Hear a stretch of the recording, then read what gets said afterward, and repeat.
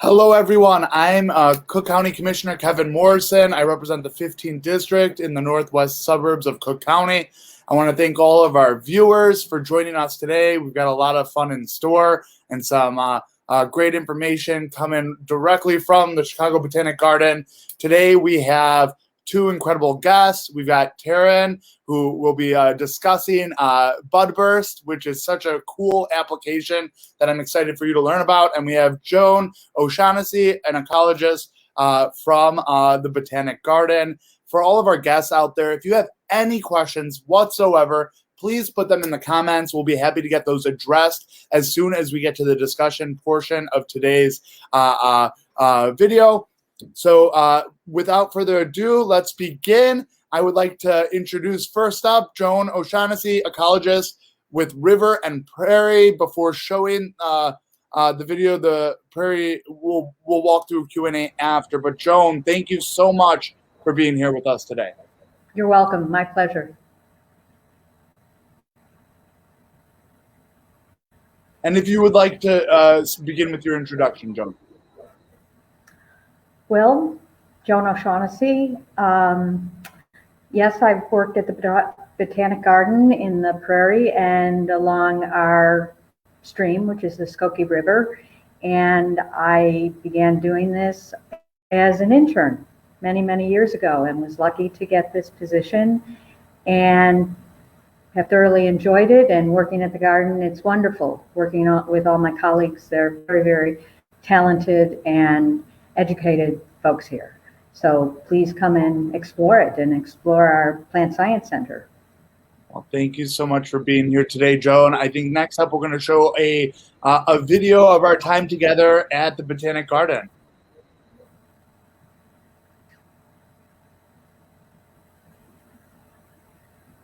Which I'm sure on the back end will be coming up shortly.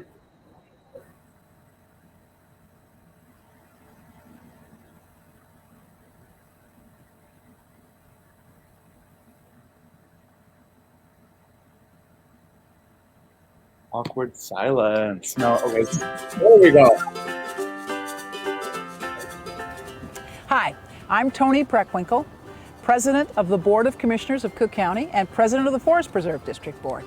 And I'm Kevin Morrison, Cook County Commissioner of the 15th District, as well as a Commissioner on the Forest Preserve Districts of Cook County. Today, we are here at the 15-acre Dixon Prairie at the Chicago Botanic Garden. Almost 50 years ago, the Chicago Botanic Garden was created on 385 acres of land, more than 100 acres of woodland, and 37 acres of created habitat. Call the garden home. To tell us more about the Living Plant Museum, we're joined by Joan O'Shaughnessy. Joan is a managing ecologist here at the garden. Are we ready to get started? Yes, we are. I'll catch up to you later. See you soon. So Joan, can you tell us a little bit more about the garden's different prairie systems? I'd love to. A little backtrack. The Midwest is in the tallgrass prairie region, and of course that makes Illinois in the tallgrass prairie region. And 2/3 of Illinois, the prairie state, was prairie before European settlement. We only have 1/100 of 1%, 2,300 acres of high quality remnant prairie. And by remnant, I mean it's where the soils haven't been disturbed. The prairie really hasn't been disturbed. And it's virgin prairie. We also have tallgrass prairie restorations that are on previous agriculture fields, but the soil really hasn't been disturbed. In contrast is the Dixon Prairie, which is a creation, and these soils are highly engineered. And on this, what we are doing is we're creating 6 different prairie types that are part of the mosaic of the tallgrass prairie, and some of which were very common in northeastern Illinois. That is absolutely fascinating. So you say there are 6 different types of prairies here at the gardens. Could you talk a little bit more about the different types of prairie? Sure. The differentiation among these prairies is really based on the moisture regime, how wet they are or dry, and the soils. So we have right here our gravel hill prairie. And the glacier came and dumped gravel and sand, and prairie developed on that. And you can imagine water coming down that would percolate really fast. And so that's what makes this a dry prairie. We have another dry prairie, which is a sand prairie, and that's true in terms of the water, of course, percolating down fast. That prairie can be found at Illinois State Beach Park and is a very high quality sand prairie there. We also have our mesic prairie, which is really the tall grass prairie. There's enough moisture, it's moist, there's enough moisture to support those tall grasses. The tall grasses have a lot of organic material. The prairie is 90% grass with hundreds of wildflowers, but regardless, there's lots of root mass in there. Of course, that can sequester carbon, and that root mass decomposes and then creates this organically rich soil. And of course, that very fertile soil is perfect for agriculture, and that's why we've lost so much prairie. A few others of the prairie types, there is wet prairie, and wet prairie is where you might have shallow, low-lying places that accumulate water, and you might be by a shoreline or of a lake or on a river system, and it's a whole different suite of grasses and wildflowers that are in that. And often those systems develop clay soils responsive to that moisture regime. A very unique prairie type is the fen. It is actually a wetland. There are very, very few, and though they still exist in northeastern Illinois, as all of these prairies still, the remnants of. But what happens in a fen, the moisture regime, is that the water our groundwater comes up from the surface and then just saturates the soil. And in fact, the vegetation there is so waterlogged that it can't decompose in a year, and so you still have organic material, and that helps build up peat, which becomes the soil that the plants grow in. And our final type is a bur oak savanna, and savannas were part of the prairie system, and they are where the trees are pretty far apart, so letting light in. They're not woodlands, for example, and they share plants with the prairie, and they share plants with an oak woodland, and then they have their own suite of prairie plants. And the moisture is similar to what we'd find in the tallgrass mesic prairie. Bur oak is able to tolerate the fire that we do have in the prairie, and because it has thick bark and corky bark, in contrast to other woody and tree species. Well, I know that these hills are absolutely gorgeous, but growing up in Illinois, I recognize the state's quite flat. What prairie is native to the flatter areas of Illinois? Well, that's the tallgrass prairie and the mesic prairie. And those fires used to just sweep over that level ground. Yeah. It's absolutely fascinating. Good. Thank you. Yes. I'm learning so much. Wow, it's gorgeous out here, Joan. Could you tell us a little bit more about some of the plants that you can find here in the prairie? Oh, sure. I'll go prairie type by prairie type, because of course the plants are adapted to the moisture regime and the soils that are there. And first, let's talk about the tallgrass prairie or the mesic prairie. And like I said, there's enough moisture to support grasses, and 80% of the prairie is grasses. Well, the iconic one is big bluestem. And these grasses come into their ultimate in August.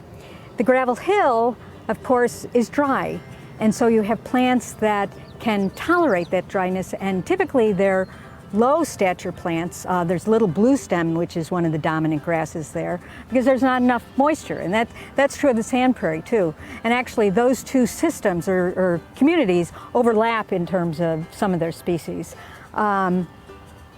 The fen, oh goodness, the fen is so unique. And that groundwater that comes up, it's very mineral rich, and it has a lot of calcium in it. So what we call plants that grow in that medium, calciphiles. And there are lots of sedges, which are grass-like species, and they're species that just grow. If you see that species like Grassa parnassus, you go, oh my gosh, this is a fen community. Going to the wet prairie, different grass, ones that can tolerate that wetness, different suite of species. And finally, if we go to the Bur Oak Savanna, which we passed one of those bur oaks, and you can see how majestic that oak is. And it's not fully developed at this point in time.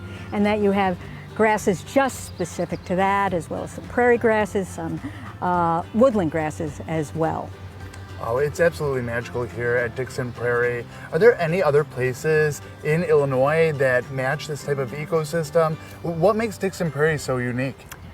I'm not aware of other places that have a created prairie of such long duration, I mean, since almost 50 years ago, and that also have this group or types of prairies in close proximity to one another.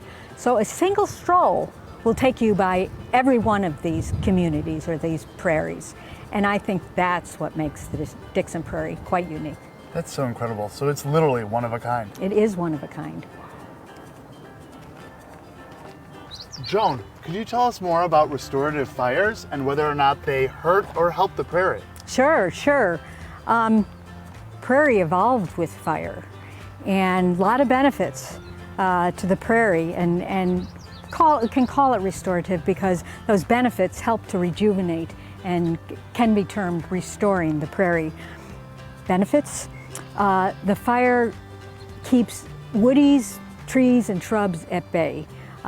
They would come in and shade out the prairie, and so it's important to have fire with respect to that. Fire also, in prairies, I said there's a lot of grass. Well, that grass creates a lot of dead debris that builds up over time on top of the prairie plants, so that they're kind of shaded out that way. And fire comes through and takes away the dead vegetation, and the plants are renewed. They have additional sunlight. And also, there's that blackened soil after a burn, and that warms up more quickly. The sun rays are absorbed in there, and that helps the growth of the prairie plants. And also, it's a great place for seeds to germinate. Well, Joan, that's absolutely fascinating. I know that during the pandemic, there was a lot of disruption. Were you able to continue with what you had planned in terms of projects here at the garden? Yes, we were able to continue with a very important project, and that's the construction of the Sheeta Evaluation Garden. And plants are coming in, 300 taxa, 5,000 plants to be evaluated, to be newly evaluated and evaluated in the future. And it connects this South Campus here. Also, as part of that project, we have planted 67,000 native herbaceous prairie plants, both on the shorelines and in the Dixon Prairie. So yes, that was a silver lining during this COVID, and we are very lucky to do that. Certainly, like other institutions, the garden has been challenged during this time, and number one was to keep staff safe. But we were only with essential staff, and despite being just with essential staff, the prairie was managed. The ornamental gardens were taken care of, the buildings were maintained, and now we have the garden as it is always so glorious in its beauty and a respite for Cook County residents and beyond. Wow, that's absolutely incredible. You know, with all these new projects, it's even more reason for more people to come and give the gardens a visit. Oh, assuredly. Commissioner, how was your time in the Dixon Prairie? Absolutely incredible. Joan is so knowledgeable of everything we have here at the gardens. That's wonderful. Joan, thank you so much for having us out to the garden today. I encourage all of our residents and visitors to come to the Chicago Botanic Garden to see one of our region's treasures. For more information about the garden, visit chicagobotanic.org. Thank you.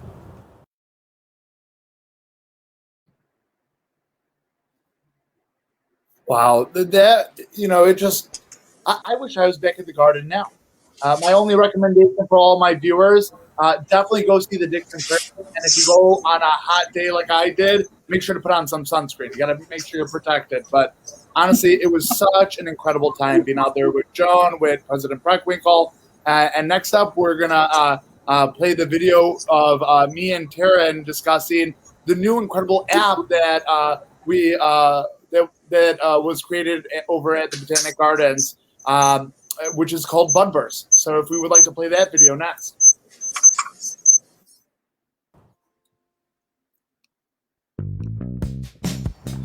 Taran, it's so great to see you again. I really enjoyed learning about Budburst last year. Are there any new updates? Yeah, it's been a really big year for Budburst. We just came out with a new mobile app. It's available on Android and iOS mobile devices. And so we encourage people to go to the App Store or the Google Play Store and search for Budburst and download the new app. Oh, that is fascinating. So there's actually an application you can download on your cell phones. Yeah, last year we did it on the website, and so now it's a lot easier. Oh, that's incredible. I can't wait to learn more. Oh, wow. So I've got the app up. I could see last year's observations. I'm looking forward to some more. What should we do next? Yeah, awesome. So this is a Baptisia alba plant, or a white indigo. And I think it would be great. It's a native prairie plant. We should make an observation on that. Oh, that would be fantastic. What are the next steps? So since we have the app open, the best way to start an observation is by clicking the camera icon at the bottom middle of the app screen. And so this goes ahead and opens up the camera, and we can take a picture of whatever we want to observe. So I'm going to take a picture of the Baptisia that we were looking at. And so we have iNaturalist powered technology that'll provide us with some suggestions of what species we might be looking at. So it lists them by kind of the topmost is what it most thinks it is. And it's always best to kind of try and take a photo when it's in full flower, because that is best for getting the ID. And if we were to we do already know what this is, so we could pick the magnifying glass and also search for the species. But it pops up right at the top, so we're gonna go ahead and click into that. And we wanna make an observation on this plant, so we're gonna hit Add Observation. And so now we have to kind of understand what type of observation we wanna make. So we have three options. We have the phenology observation, which contributes to the Budburst Phenology and Climate projects, as well as our Ecoflora project, which looks at native and invasive plants in the Chicago area. And then we could make a pollinator observation, which involves watching a plant for about 10 minutes and recording what pollinators are coming to visit it. And so that contributes to our pollinator and climate project, as well as our nativar project, which kind of has to do with pollinator preferences. And if we were looking at an Asclepias or a milkweed plant, we could hit milkweeds and monarchs observation. That contributes to our milkweeds and monarchs project, which looks at eggs and instars on milkweeds plants. So today we're going to make a phenology observation. So what pops up is it asks where the plant is located. And so I have my location services turned on, so it's automatically filled our spot on the app. But if I wanted to change that, I could click in and search for a different location. Or I could click onto the map and press and hold the pin in order to move it. And it also asks us if we want to give a plant a nickname. And so nicknames are really for plants that you're going to go back to and continue observing. So today we're not going to come back to this plant and keep making observations through its life cycle, but we encourage that if you choose a tree in your front yard that you're going to keep looking at over time. So then we can hit next, and it'll ask us the date that we've made our observation. So today is the 11th, so I'm going to hit that. And then next. So now it'll guide us through the plant phenophases of each part. So a phenophase is the timing in a life cycle event of a plant. And so we look at three major parts for a wildflower plant, which is what we're looking at. We look at the flowers, the fruits, and the leaves and see what they're doing. So you have also have the option to click in the middle of the wheel and take a close-up image of the plant part. So I'm going to get a close-up of the flowers of the plant. So I take that and it inserts in the middle of the wheel, and then we can make a decision about what phenophase the flower's in. So for this one, when you click on a spot on the wheel, the phenophase and the definition are going to come up. So this looks like it's about 50% flowering, so we're going to hit middle flowering and hit next. Then we want to take a look at the fruit. So the fruit's a little bit harder to spot on this plant, but it's kind of at the bottom where the flowers have already bloomed and been pollinated. So these are not quite ripe yet. They're still pretty green, if you can tell. So we are going to mark none on these because it's asking for ripe fruits or seeds.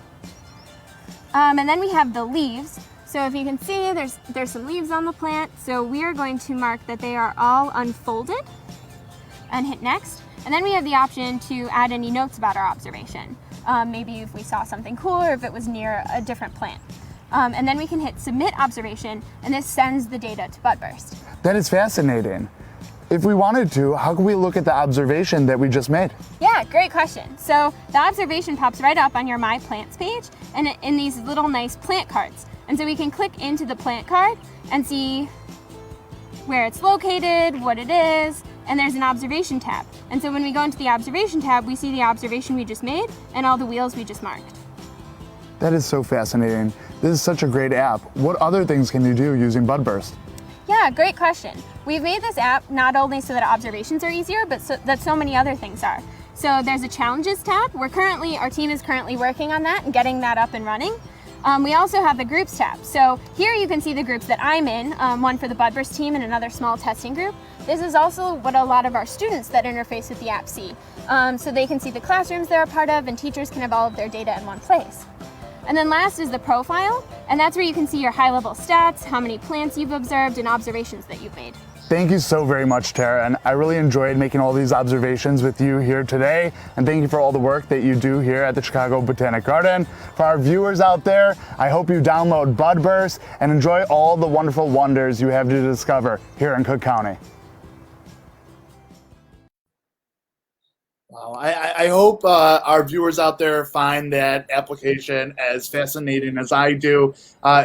Those of you who may have participated in our virtual Outdoors Week from last year might remember Taran Lichtenberger. We discussed the advent of Budburst last summer when it was just a website application. Now there's actually a cell phone app you can download. Taran, if you would like to take over, briefly introduce yourself and maybe give some more information to our viewers about how they can download the app for themselves.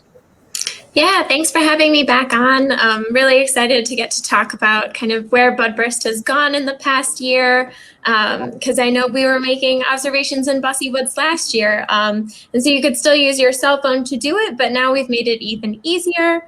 And so it's available on Android and iOS devices, so on the Google Play Store and the Apple App Store. And so just searching for Budburst is the best way to find it. And it's the icon with the dark green square and the light green Budburst logo in the middle. And as you can see, the observations only took a few minutes. And so it's the more practice you get, the more plants you can kind of observe on every walk you decide to take, whether you're in a new place making a hike or you want to see how everything's doing in your backyard. Well, I think it's so incredible to see how technology can advance in just one short year. The fact that you can take a picture and it can identify the plant that you're viewing, I find that so cool. And I know that there's going to be a lot of individuals who download this app who just can't stop using it because that's fascinating. I every time I'm walking through, say, Bussy or, just through your neighborhood, you see plants all the time that you wish you could identify. It's so cool to have a tool that you could have right on your cell phone and do it yourself. So, Taran, thank you for showcasing Budburst with me at the Gardens a little over a week ago. And Joan, you as well. I had such a great time visiting the Gardens. I always do. And so to all of our viewers out there, I hope you get a chance. If you've never been to the Chicago Botanic Garden, you got to go and pay a visit. If you have any questions for Joan or Taran, we're about to move on to our discussion portion of today's conversation. So please put your questions in the comments and we'll be happy to get those addressed. But now that we are moving into a more open phase of our world, Joan, if you could maybe discuss, the gardens are open and accessible now? If you want to start off. They will be fully on June 21st. That for members, but non-members still need to make a reservation to come in, and buildings will be open, such as the atrium at the Plant Science Center, which has lots of information about the scientists who work in there. But yes, people are welcome almost fully soon. Well, it's so exciting that people are going to be able to come back out there and re-experience the gardens or newly discover. So my first question, I'm going to start with you again, Joan. Do you have any advice for a novice when it comes to plant identification? Go to Budburst. Go to an app. That is a wonderful way to begin to learn plants and to know what it is. There are also things online for folks to look at, certain apps such as Illinois Wildflowers, and they're books, they're resources. And there's a book named Illinois Wildflowers, and these are pictorial books. If you want to get a little bit more advanced, where you start looking closely at the plant to see not only the color, but the number of petals, whether there's hair on the plant, the arrangement of the leaves, I'd recommend Peterson's Wildflower Guide. And it is important, one of the most important things in plants is to really observe it and observe some of these features. And one of my colleagues says, you draw the plant and you will never forget it. So those are some of my recommendations. Oh, that's amazing. Well, thank you. Taran, was there anything that Joan missed or anything you would like to elaborate for how us novices out there can better identify plant species? No, I mean, Budburst is really thankful for our iNaturalist powered ID technology. We always recommend taking kind of that first picture with the plant's flowers. That's how it works best. But I think Joan gave really good advice saying to kind of look at the leaves, look at the different plant parts, and all of that kind of helps you with that ID process. That is, well, I think it's just so cool that this tool exists. So I'm really, really excited for people to really get to learn more. Again, for our viewers out there, you have questions, please send them our way. Even for those who might watch this recording, just a reminder, we'll get answers to you. Taran, is there any new research stories about Budburst since last year that you would like to discuss? Yeah, a really big one is our Milkweed and Monarchs project. So we highlighted that a little bit in the video while we were making an observation. And had we kind of been observing a milkweed plant, we might have made some time to make that type of observation. It's new, it launched last July now. So kind of right after I got to see you for our observations. And it involves kind of having a patch of milkweed plants and making some time to kind of sit there and look over each plant. We're looking for eggs and caterpillars of monarch butterflies because we're kind of testing if the butterflies prefer laying their eggs on flowering or non-flowering plants. And there are a lot of kind of monarch and milkweed based research projects because they're such an endangered kind of species, and we're seeing their numbers dwindle as they keep making treks back and forth through their really amazing and long migration pattern. And so we kind of wanted to understand maybe if clipping your patches or if letting them go to flower, if any of that has an impact on kind of those egg laying rates, and then can kind of help more monarch butterflies have a more successful migration trip. And so we're kind of encouraging nationwide, it's not just a Chicago area program, observations on these milkweed patches. And so we're partnering with different local organizations and different groups to kind of give people milkweed plants to observe, as well as encourage them to go out to different patches in their area and make observations. That is so fascinating. Thank you so much for that information, Taran. Joan, I have a question for you. Have you heard of other gardens or arboretums working to restore natural prairie lands in Illinois, similar to what we're doing at Dixon Prairie at the Botanic Gardens? Sure. Not prairie creations like ours, but there's a fabulous prairie, the Schulenburg Prairie at the Morton Arboretum. And that prairie was planted on agricultural fields, so that soil under the tilling part had not been disturbed, so it has the original soil horizons in it.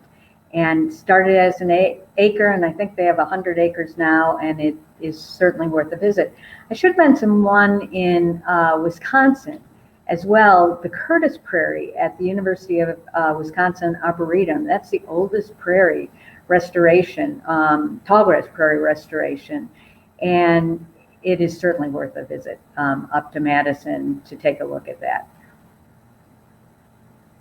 No, that is amazing. Thank you for that info, Joan.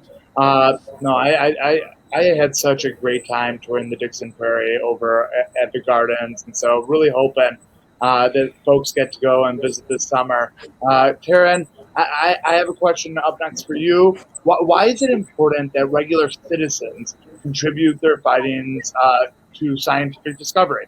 For example, with Budburst, we're asking regular folks who might not have the great scientific knowledge that you might have to participate. Why is that so critical? Yeah, that's a really good question. I think science is definitely for everyone, and I would encourage everyone to kind of get involved to whatever degree they feel comfortable. I think it also helps us enjoy the world that we live in a little bit more and recognize ourselves as kind of a major part of it that's very dependent on kind of everything going on around us and seeing the ways we impact it, the things we can do to save it.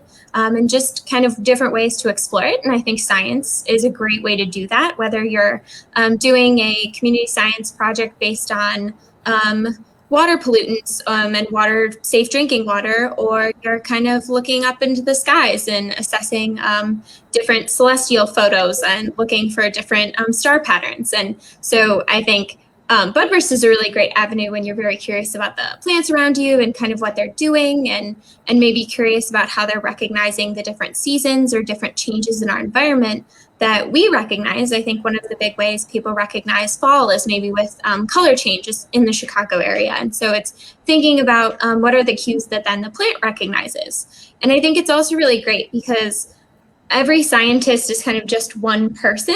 And so when you want a really large data set or a lot of information to kind of answer very big questions, it's good to have as many people involved as you can.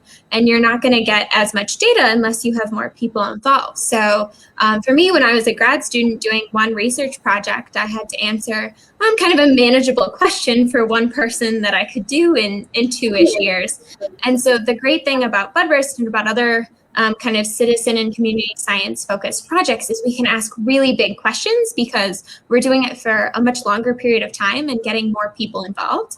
And I think it's really exciting for just anyone to get to be a part of that research and get an update on the results of that and hear about how it's going and kind of see contributing to how something a lot bigger than yourself also contributes to how we're adapting in our changing world or a major scientific impact. And so that can be very purposeful too. So it's not just important from the science perspective, but it can also have a really big impact on how you see yourself in the world. I love that. We need a little bit more teamwork in this world. No, that's right. Joan, I had a question for you. I know that when we were touring the gardens, I mentioned how when I was in college, I was fascinated with chemistry. I'm curious, as an ecologist, what drew you to become fascinated and wanting to further study rivers and prairies? Well, sometimes one moment can get you on a path that you hadn't been on. So my moment was in the Skokie Mountains. And I love beautiful settings. I love being out in nature, but I wasn't paying attention to vegetation. They do have a lot of wildflowers there, and I was looking at a violet with a camera. I could get right into the flower of it, and there were little purple stripes in there, and I was seeing the reproductive parts, and I was hooked. I'm like, oh my God, this is beautiful. And so I came back home, and I started studying plants on my own and getting books to do it. And eventually I started taking courses like that had field components, plant ecology, aquatic ecology, other sorts of workshops. And that led me to where I am now today. That is fascinating. And I'm a canoeist, so. Well, I'm so happy that you were able to follow your passion, and I learned so much from you when we took that tour last week. Taran, I have a question for you. What are some of the scientific applications for Budburst observations?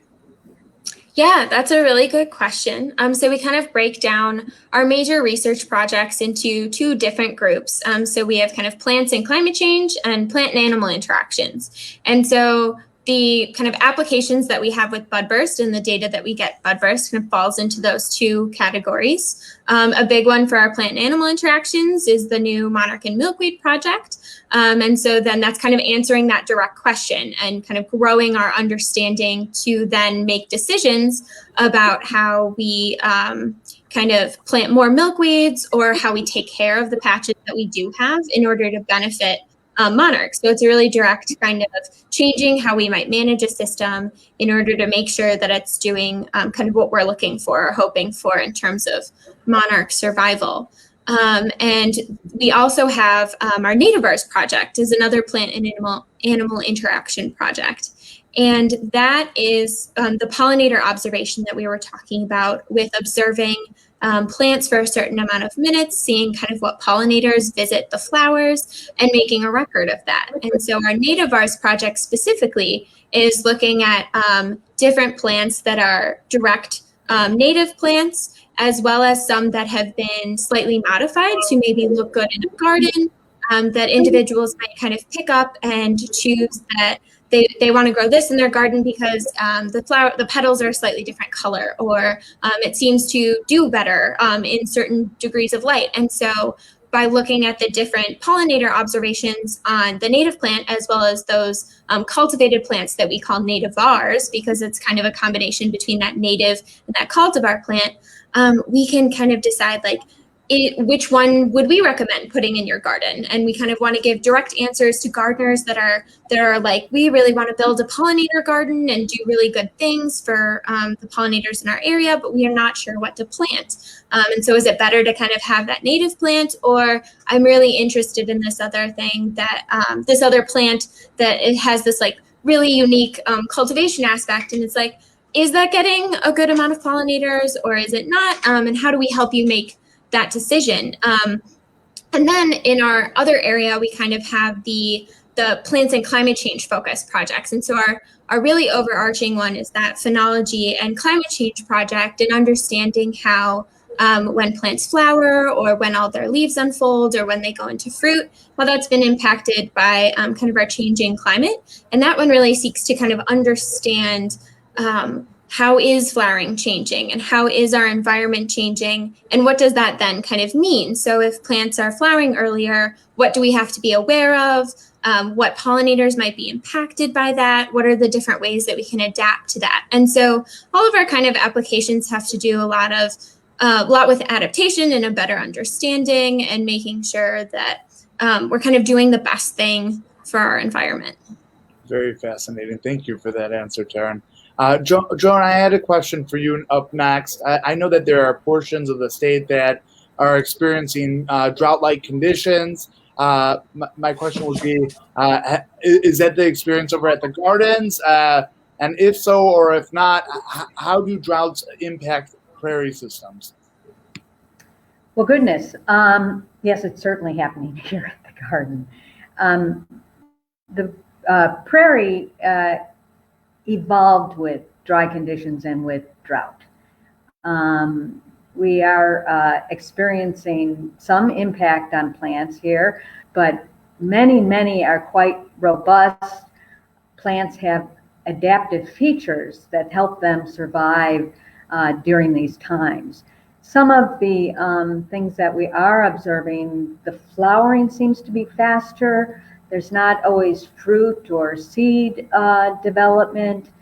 I would say that those are most of the things that are observant at this point in time. And, you know, we may see repercussions in future years because of it. But I like I said, many of the plants are doing well, in particular the grasses, the native grasses here on the prairie.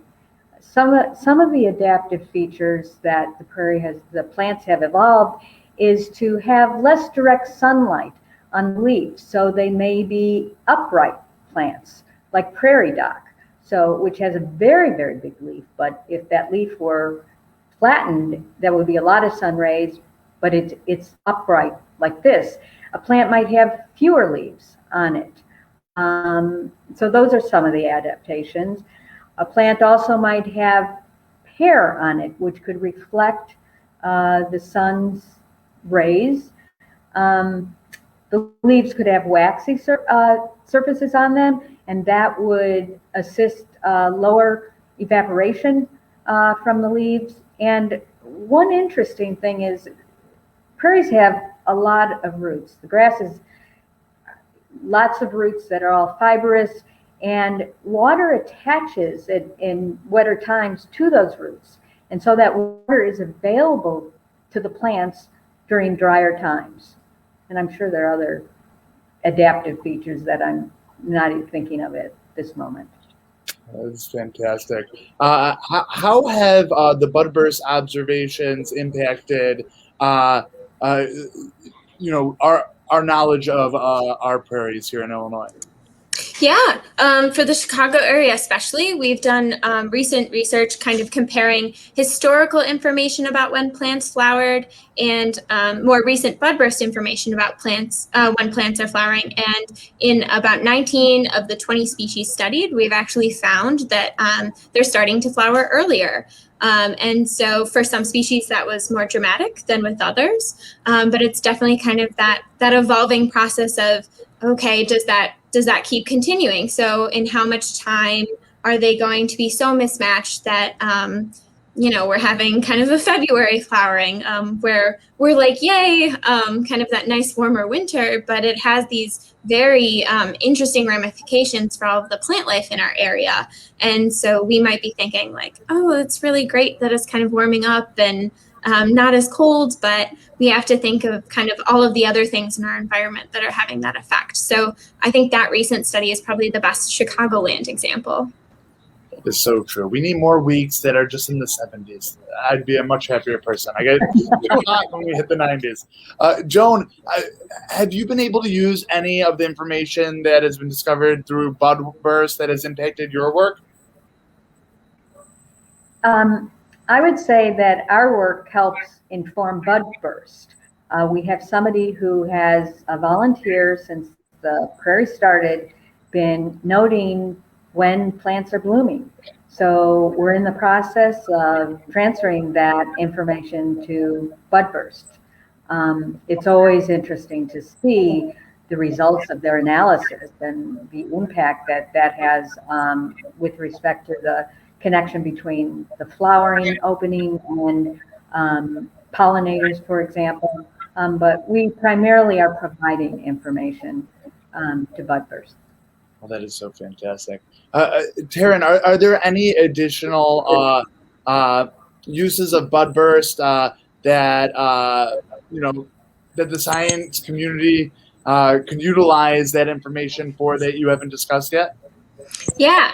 And we're very thankful kind of for that additional data set that's coming in from the Prairie. And another use that I can think of is you might be familiar with kind of the cherry trees that blossom kind of out east. And that's a really big event that a lot of people like paying attention to. And it causes a tourism industry. So it's really kind of important to make note of when those blossoms are coming out. And a lot of places in that area kind of depend on understanding that timing for a lot of then decisions that they make about when they're holding events or maybe when you're planning your trip. Another interesting thing is the kind of allergy season that we get. A lot of that is caused by pollen that happens when we have plants that are blooming. And so that is changing as our environment changes. And so when you kind of have those earlier flowers opening, you then kind of end up having that longer and maybe more intense allergy season, which for a lot of people means taking in more medication or having more tears coming from their eyes. And so that's a really interesting thing to pay attention to, kind of that public health part of how the climate is changing and how plants are kind of very much impacting that. That's so fascinating. And Taran, I remember from I had a great opportunity in high school to participate in the removal of buckthorn. For those of you out there, especially here in Illinois, you might know that buckthorn is an invasive species that has been detrimental and has starved out so many native plants here in Illinois. So its removal is definitely critical when it comes to areas that are protected. Now, have you observed individuals through their use of Budburst? Are you able to identify invasive species? Have people been taking those observations? And could Budburst be used to help identify where there are a lot of invasives that should be removed? Yeah, that's a great question, and kind of sets me up perfectly to talk a little bit about our Ecoflora project. So through Ecoflora, we're working with other gardens across the nation as well. And we have a Chicago area Ecoflora project that focuses on finding native and invasive plants. And we kind of switch that up. The species we're looking for, we switch that up every month. So every month we kind of have a new eco quest for Budburst users to go look for different native and invasive plants in our area, and so that we can kind of better inform land managers in different areas around Chicago that we have observers making those observations. So it's definitely very important to look for those invasive plants that we might be damaging to our ecosystems, and we might be interested in removing them or better managing them, as well as finding the native species of plants that we're interested in protecting and making sure we kind of know where those are and where they might be located and figure out better ways of making sure they stay parts of the ecosystems they're in. And so finding buckthorn is a great example of an invasive that we would love to have records of so that we can let managers know where those plants are located. And so we accept observations of invasive plants on the Budburst app, definitely. And so then when we download the data set, it'll kind of tell us what species is in what area. And so we can share that information and have an analysis for those that are interested in looking for those plants. And so it's kind of a great aspect that we've added for a lot of our phenology observations, is just submitting one of those will also kind of then tell us where the plant is, and we can share that information with local land managers. Absolutely fascinating. Honestly, I have learned so much from both of you, and Cook County is so fortunate to have people like Taran and Joan at the Botanic Gardens. I do want to give go around the horn one last time, but just to our viewers, if you have any questions for Taran, Joan, the garden, my office, send them our way, and we'll be happy to get you those answers in the future. Joan, are there any last thoughts that you want to share? Yeah, there are a lot of flowers blooming here in the Prairie at the Chicago Botanic Garden, and particularly visit our gravel hill where numbers of them are. And there's one, the one that you and Taran entered into Budburst, the Baptisia, or wild indigo, is at its prime, and it's a gorgeous plant and sort of peeks out over the other vegetation that is now growing. So I want to encourage people to come to the garden and to see the prairie and its beauty. Absolutely fascinating. Thank you so much, Joan. And Taran, any last thoughts for our viewers? Yeah, thank you for having us again. And I would just kind of invite everyone listening to get to explore the world with Budburst, whether you're at the Chicago Botanic Garden, and we would love for you to visit, but also kind of a walk in your neighborhood and being aware of the plant life around you there. I just saw a comment come through that someone is planning on going to the gardens next week. That is amazing. I hope Carmen enjoys her visit. Honestly, I love the gardens. I love every opportunity I have to go there. And I just want to thank both of our guests for joining us, but especially all of our viewers out there. Today was day 3 of our virtual outdoors day. It will be concluding with an in-person event for our fishing derby this coming Saturday, the 19th, at Bussey Lake. So I hope you and your family are planning on coming out. There's going to be prizes based on, different age groups and different types of fish that are caught. So I know your kids will have a great time.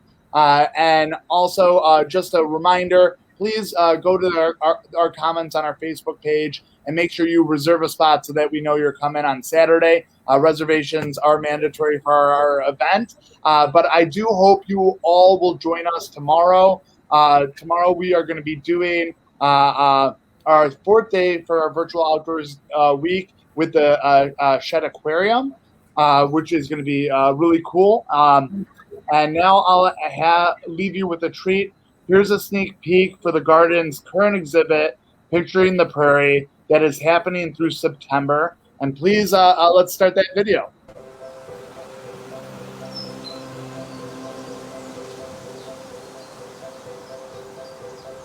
I grew up in Augusta, Georgia, in a family that really loved going out in nature and camping and going to the mountains and whatnot. So that I got a love for nature early on, which would later become my subject matter as an artist. Really from then on, nature has been the place I want to be. I would rather be in the woods or in a prairie than anywhere else. Spending my time just watching nature go by, I can't think of anything better to do. And I draw inspiration from that environment. I try to spend a lot of time in the field myself, doing field painting and also taking a lot of photographs. But by spending that time, especially doing the field painting, I get to know the place in a really direct way. I take my photographs and my field paintings back to the studio where I can compose larger works. The challenges of portraying a prairie in paint, though, they come down to how to make an enticing composition that will get the viewer be invited into the landscape. I want them to be able to almost step through the picture plane and into the scene that I'm creating on the canvas. So to do that, I want to provide the cues that I think they'll need to bring them closer to the subject, that you could almost reach out and touch. And then beyond that, there might be an arrangement of landscape features or trees that frame a certain visual avenue or pathway into the background where there may be other interesting features like a beautiful sunset. And this should draw you onward and into the picture.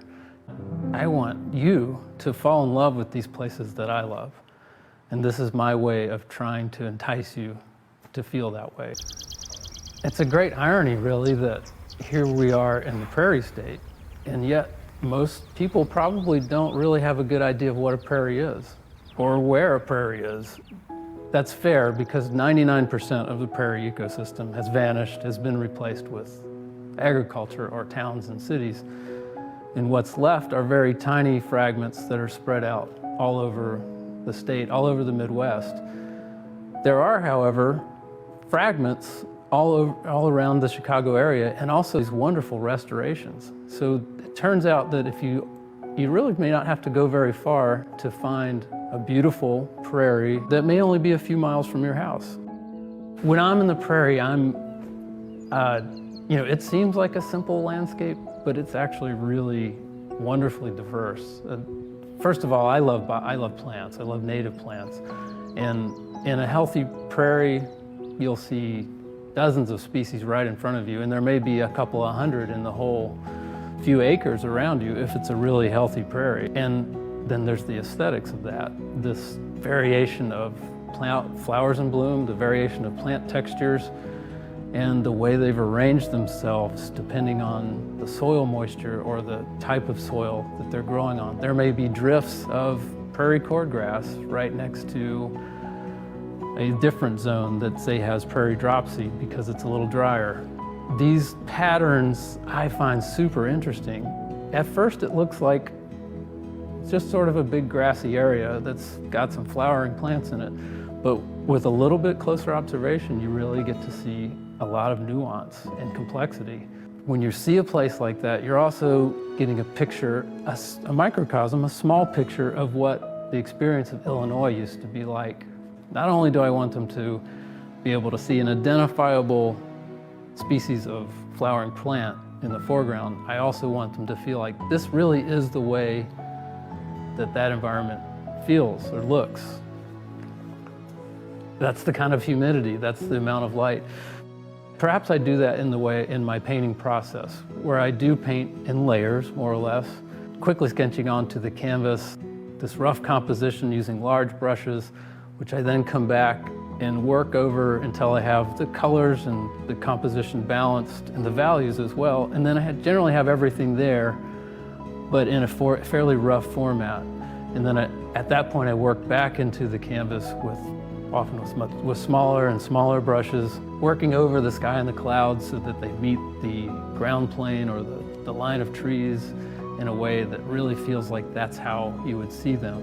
And working on in that same way all the way into the foreground until I'm finally almost rendering these species that are the identifiable species that you would find nearest to you.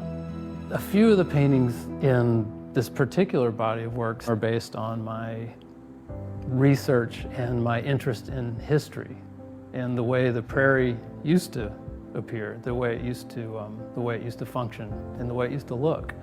The Grand Prairie of Illinois, for instance, they most often described it in terms of the ocean. So I wanted to know what that was like as well. So I did a few paintings that recreated an idea of what the pre-settlement prairie used to be like, or what that experience used to be like. In one canvas, having essentially having a horizon line with nothing at all on it. Because there were places in the prairie where the distance to the next grove of trees was greater than 12 miles, might have been greater than 20 miles. And as a ship captain will tell you, once you get more than 12 miles away, you go far enough below the horizon that you disappear to the other ship that's 12 miles away. So that is an experience that people had in Illinois, and it's unimaginable now, because there's no place in Illinois where you really even see more than a millimeter of unobscured horizon line, where the sky actually meets the earth itself. I want you, the viewer, to fall in love with these places the way that I have. And I hope that the painting helps with that, helps facilitate that. By reaching the heart is the way to facilitate action. And the action, of course, that I would love for anyone to take would be to care about these places, either to participate in some of the volunteer efforts at restoring and maintaining them, or in educating others about them, in donating to organizations that do the work of preserving and maintaining these places, or on a more personal, maybe easier level, to plant some of these native prairie plants in your own garden, where you'll be able to attract the diversity of native pollinators that live here in the Chicago area. Now, new prairies are in the works and have been for several decades, especially in the Chicago area, which is sort of the leading place for prairie restoration. I've gotten to visit a lot of really great places around the state of Illinois, but there's really beautiful prairie remnants from the Wisconsin border all the way to the Ohio River. If you can visit these places, you'll get a sense for what the prairies of Illinois used to be and what they are now.